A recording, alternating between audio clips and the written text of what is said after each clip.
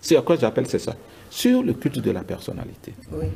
Le culte de la personnalité qu'on a connu, c'est la célébration d'un homme pour tout, hein, même quand c'est dans du vent.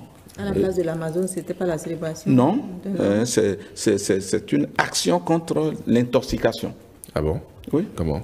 En disant que il y a des choses qui sont faites aujourd'hui qui n'ont jamais été faites avant 2016. Mais c'est faux. Mais c'est pas un culte de personnalité. Pourquoi il ne faut pas dire ça, si c'est bon? Mais en saluant. Non, c'est le gouvernement. C'est pas, il est le chef. Vous les avez suivis? Vraiment? Vous n'avez pas. Vous avez suivi non, j'ai suivi le reportage. Oui. J'ai suivi le reportage et si j'avais bien communiqué avec certaines personnes, peut-être que je serais allé leur dire bonjour. Voilà, pourquoi pas?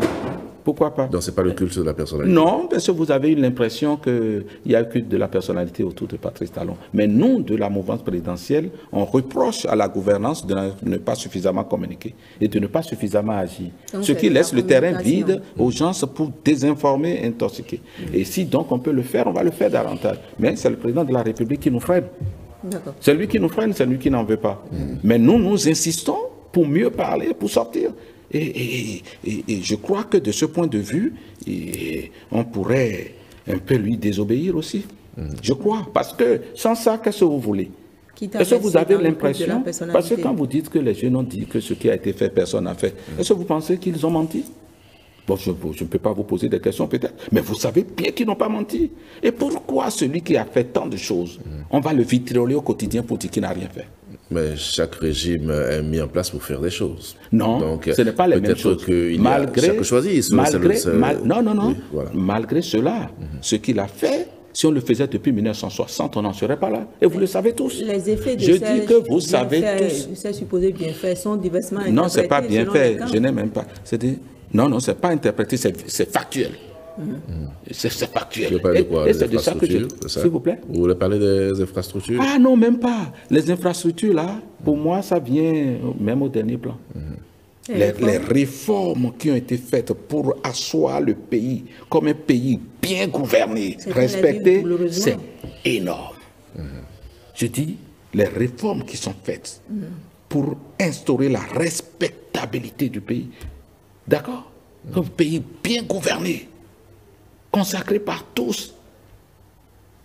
Vous savez tous que pour que les populations puissent bénéficier des fruits de la croissance, il faut des efforts continus sur un temps. Vous le savez ça. Ce n'est pas faire des efforts aujourd'hui, chuter demain, reprendre après-demain, ça n'amène nulle part. C'est des efforts soutenus parfois. J'entends des gens, il y a tout ça et on ne le sent pas encore. Il faut dire, et c'est votre rôle de dire aux populations, pour que l'on sente vraiment. C'est sur le temps qu'il faut introduire cette rigueur-là. On serrait la ceinture pendant... Personne ne dit de serrer la ceinture de façon franche, ce n'est pas serrer la ceinture 10 ans le problème. C'est-à-dire que vous ne pouvez pas vous en sortir si vous ne faites pas ces efforts. Donc laissez serrer les ceintures, tout ça là. Il faut se convaincre qu'on ne peut pas s'en sortir si on ne fait pas des efforts. Regardez les pays de l'AES. Je vais citer, regardez le Niger, regardez le Burkina. Le peuple, voilà. Donc, eux autres, ils ont besoin de boucs émissaires pour contenir ce qui se passe. Ils ont besoin de boucs émissaires. Regardez au Mali, regardez au Burkina Faso. Quand les présidents là sortaient tout ça, vous pensez qu'il n'y a pas de sacrifice de la part de ces populations? C'est ça que vous pensez? Rien ne peut se faire sans que les gens se sacrifient. Après, il faut se battre, qu'il y ait de l'équité, de la justice sociale. Quand on vous écoute, M. Orden Aladanti,